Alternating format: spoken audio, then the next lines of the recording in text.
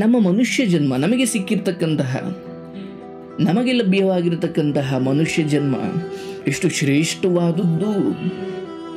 ಯಾವ ಜೀವರಾಶಿಗಳಿಗೂ ಇಲ್ಲದ ಒಂದು ವಿವೇಕ, ಪ್ರಜ್ಞೆ, ಬುದ್ಧಿವಂತಿಕೆ, ಇಂಟೆಲಿಜೆನ್ಸ್ ಅದು ಮನುಷ್ಯನಿಗಿದೆ. ಇಷ್ಟು ಮನುಷ್ಯ ಜನ್ಮ ಅನ್ನೋದೇ ಒಂದು ವರ, ಭಗವಂತನಿಂದ ನಾವು ಪಡ್ಕೊಂಡು ಬಂದಿರೋ ಪುಣ್ಯದ ಫಲ. ಅದನ್ನು ನಮ್ಮ ಸುಭಾಷಿತ ಈ ರೀತಿ ಹೇಳುತ್ತೆ. ಈ ಬದುಕನ್ನು ಈ ಸುಭಾಷಿತ ಒಂದು ಸಾಗರದಲ್ಲಿ ಪ್ರಯಾಣ ಮಾಡ್ತಾ ಇರೋ ಹಡಗು. ಎಂಥ ಸಾಗರ? ಸಂಸಾರ ಸಾಗರ. ಆ ಸಾಗರದ ಮೇಲೆ ಹಡಗು ಪ್ರಯಾಣ ಮಾಡ್ತಾ ಇದೆ. ಆ ಮಧ್ಯೆ ಬಿರುಗಾಳಿ ಬರ್ಬೋದು, ಚಂಡಮಾರುತ ಬರ್ಬೋದು, ದೊಡ್ಡ ದೊಡ್ಡ ಅಲೆಗಳು ಬರ್ಬೋದು. ಏನೋ ಒಂದಾಗಿ ಆ ಹಡಗು ಮುಳುಗೋಗ್ಬೋದು, ಚೂರು ಚೂರು ಆಗಬಹುದು.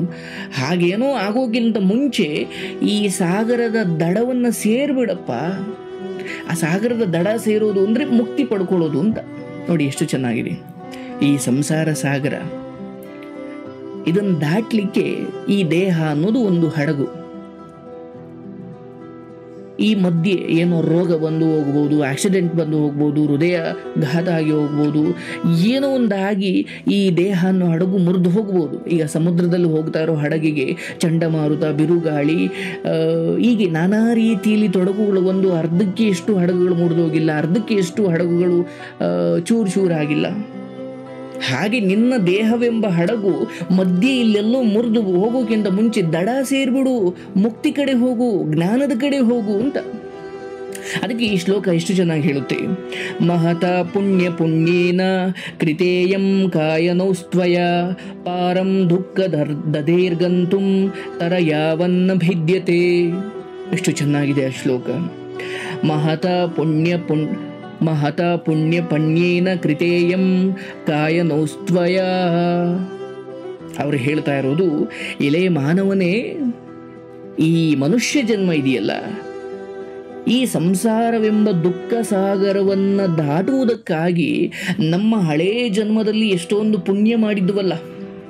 ಈ ಹಿಂದೆ ನಾವು ಎಷ್ಟು ಜನ್ಮ ಎತ್ತಿದ್ದೀವೋ, ಎಷ್ಟೊಂದು ಪುಣ್ಯ ಮಾಡಿದ್ದೀವಲ್ಲ, ಆ ಪುಣ್ಯಗಳನ್ನೆಲ್ಲ ಭಗವಂತನಲ್ಲಿ ಅಡ ಇಟ್ಟು, ನೋಡಿ ಎಷ್ಟು ಚೆನ್ನಾಗಿದೆ.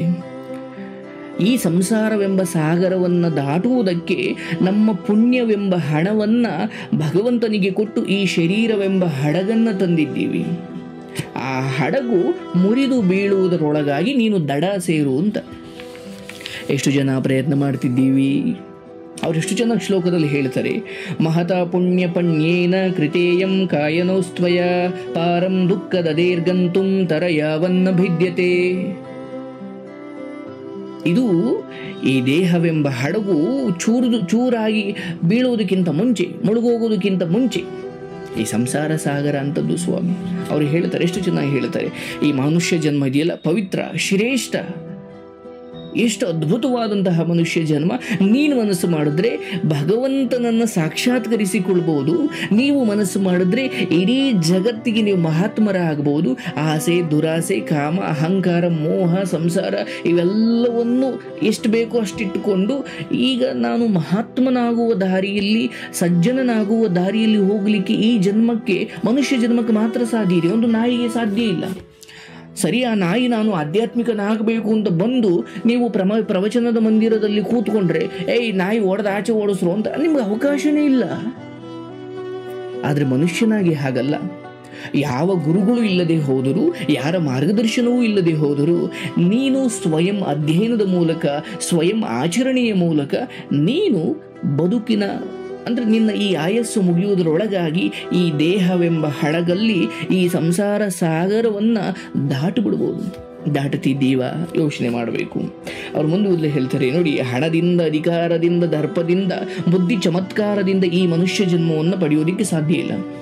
ಹಣ, ಅಧಿಕಾರದಿಂದ ನಾವು ಒಂದು ಮೆಡಿಕಲ್ ಕಾಲೇಜಲ್ಲಿ ಒಂದು ಸೀಟ್ ತಗೊಳ್ಬೋದು, ಅಂದರೆ ಒಂದು ಕ್ಲರ್ಕ್ ಕೆಲಸ ತಗೊಳ್ಬೋದು.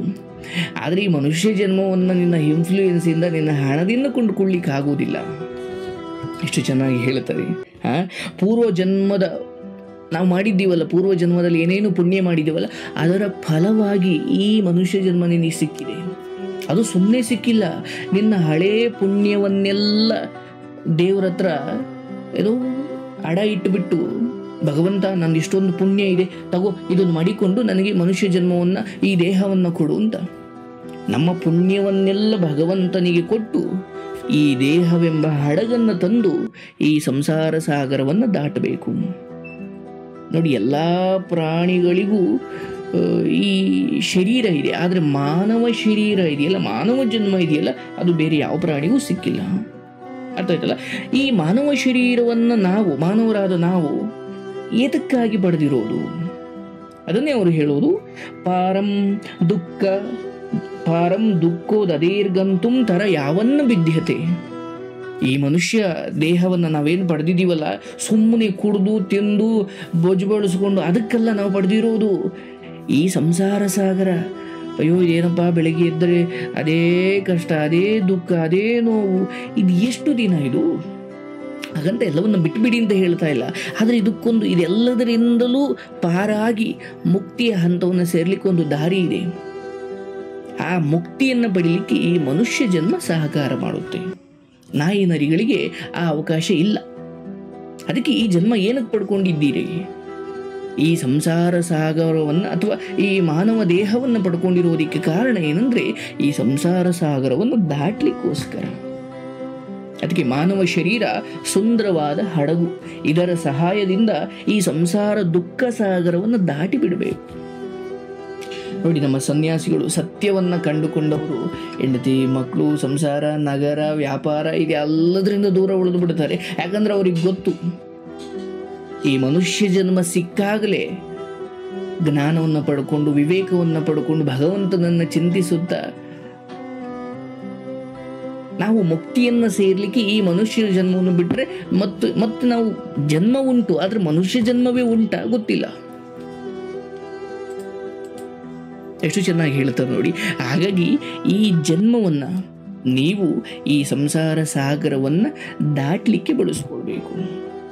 ಮಾನವನೇ, ಮನುಜನೇ, ಈ ಸಂಸಾರ ಸಾಗರವನ್ನು ದಾಟುವುದಕ್ಕೋಸ್ಕರ ನಿನ್ನ ಪೂರ್ವ ಜನ್ಮದ ಪುಣ್ಯವನ್ನೆಲ್ಲ ಭಗವಂತನಲ್ಲಿ ಅಡ ಇಟ್ಟು, ಆ ಭಗವಂತನಿಂದ ಅಯ್ಯ ನನಗೊಂದು ದೇಹ ಕೊಡಪ್ಪ, ಮನುಷ್ಯ ಜನ್ಮವನ್ನು ಕೊಡಪ್ಪ ಅಂತ ಆ ಪುಣ್ಯಗಳ ಕಾರಣಕ್ಕಾಗಿ ನಿನಗೆ ಈ ಮನುಷ್ಯ ಜನ್ಮ ಸಿಕ್ಕಿದೆ. ಈ ಮನುಷ್ಯ ಜನ್ಮವನ್ನು ತಗೊಂಡು ಪುಣ್ಯವನ್ನು ಅಡ ಇಟ್ಟು ಈ ಮನುಷ್ಯ ಜನ್ಮಕ್ಕೆ ಬಂದಿದೆಯಾ? ಇಲ್ಲಿ ಬಂದು ಪಾಪ ಮಾಡಿದ್ರೆ ಅದು ಒಳ್ಳೆಯದಲ್ಲ. ಇಲ್ಲೂ ಮತ್ತೆ ಪುಣ್ಯವನ್ನೇ ಮಾಡು, ಗೊತ್ತಿಲ್ಲ ನಿನಗೆ ಮುಕ್ತಿ ಸಿಗ್ಬೋದು. ಪುಣ್ಯ ಅಂದ್ರೆ ಏನು? ಹೋಮ ಮಾಡಿಸೋದಾ, ಯಜ್ಞ ಮಾಡಿಸೋದಾ, ಅಥವಾ ದೇವ್ರ ಮನೆಯಲ್ಲಿ ಕೂತ್ಕೊಂಡು ಭಜನೆ ಮಾಡೋದಾ? ಇವೆಲ್ಲವೂ ಸಾಂಕೇತಿಕ ಅಷ್ಟೇ. ಆದರೆ ಇದೆಲ್ಲದಕ್ಕೂ ಮೀರಿದ್ದು ಸದಾ ಅಂದರೆ ಅದೊಂದು ಇತ್ತಗ ದುಃಖವೂ ಅಲ್ಲ, ಸುಖವೂ ಅಲ್ಲ, ಆ ಸ್ಥಿತಪ್ರಜ್ಞತೆಯನ್ನು ಕಾಪಾಡಿಕೊಳ್ಬೇಕು. ಅಂದರೆ ಎಲ್ಲವೂ ಅವನಿಂದಲೇ ಆಗುತ್ತಾ ಇದೆ, ದುಃಖಕ್ಕೂ ಸುಖಕ್ಕೂ ಕಾರಣವೇ ಇಲ್ಲ. ಅಯ್ಯೋ ನನಗೇನೋ ಸಿಕ್ಬಿಡ್ತು, ಸಿಕ್ಕದಾಗ ಏನು ಅಂದ್ಕೊಂಡ್ಬಿಡ್ತೀವಿ, ಅದು ನಮ್ಮದು. ಯಾವುದು ನಮ್ಮದು? ನಮಗೇನೋ ಸಿಕ್ತು, ಯಾರು ಕೊಟ್ಟರು? ನನ್ನ ಫ್ರೆಂಡ್ ಕೊಟ್ಟ, ಅವನಿಗೆ ಯಾರು ಕೊಟ್ಟರು? ಅವನಿಗೆ ಇನ್ಯಾರು ಕೊಟ್ಟರು? ಅವನಿಗೆ ಯಾರು ಕೊಟ್ಟರು? ಅವನಿಗೆ ಇನ್ಯಾರು? ಹಿಂಗೆ ಹುಡುಕ್ತಾ ಹೋದಾಗ ಇದು ಭಗವಂತನಿಂದ ಸಿಕ್ಕಿದ್ದು ಅಂತ ಗೊತ್ತಾಗುತ್ತೆ. ಬಟ್ ನಾವು ಅಷ್ಟು ದೂರ ಯೋಚನೆ ಮಾಡಲ್ಲ. ದೇವರು ಇಲ್ಲ, ಏನೂ ಇಲ್ಲ ಸರ್, ನನ್ನ ಫ್ರೆಂಡ್ ನನಗೆ ಕೊಟ್ಟಿದ್ದು. ನಿನ್ನ ಫ್ರೆಂಡ್ಗೆ ಯಾರು ಕೊಟ್ಟಿದ್ದು? ಅವನಿಗೆ ಅವನ ಫ್ರೆಂಡು, ಆ ಫ್ರೆಂಡ್ಗೆ ಅವನ ಫ್ರೆಂಡ್. ಹಿಂಗೆ ಹುಡುಕ್ತಾ ಹೋದರೆ ಅದು ಮೂಲ ಭಗವಂತನಲ್ಲಿದೆ ಅಲ್ವಾ? ಹಾಗಾಗಿ ಈ ಮನುಷ್ಯ ಜನ್ಮವನ್ನು ನೀನು ಇನ್ಫ್ಲೂಯೆನ್ಸ್ ಮಾಡಿಯೋ, ಭ್ರಷ್ಟಾಚಾರದಲ್ಲಿ ಹಣ ಕೊಟ್ಟೋ, ಕೈ ಬಿಸಿ ಮಾಡಿಯೋ ಪಡ್ಕೊಳ್ಳಿಕ್ಕೆ ಆಗಲ್ಲಪ್ಪ. ಹಾಗಾಗಿ ಈ ಜನ್ಮ ಸಿಕ್ಕಿಬಿಟ್ಟಿದ್ದೆ, ಅದನ್ನು ಈ ಸಂಸಾರವನ್ನು ದಾಟಲಿಕ್ಕೆ ಬಳಸ್ಕೊ. ಹೆಂಗೆ ಸರ್ ದಾಟೋದು? ಹೆಂಡತಿ ಮಕ್ಕಳು ಆಗ್ಬಿಟ್ಟಿದ್ದೀವಿ, ಮದುವೆ ಆಗ್ಬಿಟ್ಟಿದ್ದೀವಿ, ಏನು ಮಾಡೋದು? ಮದುವೆ ಆಗಬಾರ್ದ? ಹಾಗೆ ನಾನು ಬೇಡ ಅನ್ನಲ್ಲ. ಪುರಂದರದಾಸರು, ಕನಕದಾಸರು, ಬುದ್ಧ ಭಗವಾನರು, ಎಷ್ಟೊಂದು ಜನ ಮದುವೆ ಈ ಎಲ್ಲ ಸುಖ ಭೋಗಗಳನ್ನು ಅನುಭವಿಸಿ ಆದ ಮೇಲೂ ಕೂಡ ಅವರು ಆ ಮಟ್ಟಿನ ಮಹಾತ್ಮರು ಹೆಂಗಾದರು? ಯಾಕಂದರೆ ಬದುಕಿನ ಯಾವುದೋ ಒಂದು ಹಂತದಲ್ಲಿ ಅಯ್ಯೋ ಈ ಬದುಕು ಇಷ್ಟೇನಾ, ಅರೆ ಈ ಹೆಣ್ಣು ಗಂಡಿನ ಮಿಲನ ಲೈಂಗಿಕತೆಯಲ್ಲಿ ಎಷ್ಟು ಸುಖ ಇದೆ ಅಂದ್ಕೊಂಡಿದ್ದೆ, ಅದನ್ನು ನೋಡಿ ಆದಮೇಲೆ ಅನ್ನಿಸ್ತು ಇದು ಇಷ್ಟೇನಾ ಅನಿಸ್ತು ಅವನಿಗೆ. ಅಂದರೆ ಈ ಎಲ್ಲ ಇಂದ್ರಿಯಗಳು ಏನೇನು ಬಯಸ್ತಾ ಇದ್ದಾವೆ ಅದೆಲ್ಲವೂ ಕೂಡ ಒಂದು ದಿನ ಇದಿಷ್ಟೇನಾ ಅನಿಸೋ ದಿನ ಬರುತ್ತೆ, ಆಗ ವೈರಾಗ್ಯ ಶುರುವಾಗುತ್ತೆ. ಎಷ್ಟು ಚೆನ್ನಾಗಿದೆ ನೋಡಿ. ಈಗ ನಿಮಗೆ ಪಲಾವ್ ಅಂದರೆ ತುಂಬ ಇಷ್ಟ, ಜಿಲೇಬಿ ಅಂದರೆ ತುಂಬ ಇಷ್ಟ. ಎಷ್ಟು ಅಂದರೆ ಸರ್ ನಾನು ವರ್ಷ ಎಲ್ಲ ಬೇಕಾದ್ರೆ ಅದನ್ನೇ ತಿಂದುಕೊಂಡು ಬದುಕ್ತೀನಿ ಸರ್ ಅಂತಂದು ಕೇಳಿದ್ರಿ. ಹೌದಾ ಸರಿ ಆಯ್ತಪ್ಪ ಅಂತ ನಾವೇ ದುಡ್ಡು ಖರ್ಚು ಮಾಡಿ ತಗೊಳ್ಳೆಯ, ನಿನಗೆ ಅನ್ನ ಇಕ್ಕಲ್ಲ, ಮುದ್ದೆ ಇಕ್ಕಲ್ಲ, ಸಾರು ಬಿಡಲ್ಲ, ಕಾಳು ಹಾಕಲ್ಲ, ಏನು ಮಟನ್ನು ಚಿಕನ್ ಏನೂ ನಿನಗೆ ಕೊಡಲ್ಲ, ಇದರಲ್ಲೇ ಒಂದು ವರ್ಷ ಬದುಕ್ತೀನಿ ನಿಂದೆ ಅಲ್ವಾ, ನಿನ್ನ ಫೇವ್ರೇಟ್ ಅಲ್ವಾ, ತಿನ್ನು ಜುಲಾಬಿನಿ ಅಂತಲೇ ಅವ್ನಿಗೆ ಒಂದು ಲೋಡ್ ತಂದು ಅವ್ನು ಮುಂದೆ ಸುರೀರಿ. 1 2 3 ಅಬ್ಬಬ್ಬ ಅಂದ್ರೆ ಒಂದು 5 6 7 ಅಲ್ಲಿಗೆ ಬರೋಷ್ಟೊತ್ತಿಗೆ ಅಪ್ಪ ಇವರು ಸವಾಸ ಸಾಕು ಅಂತ.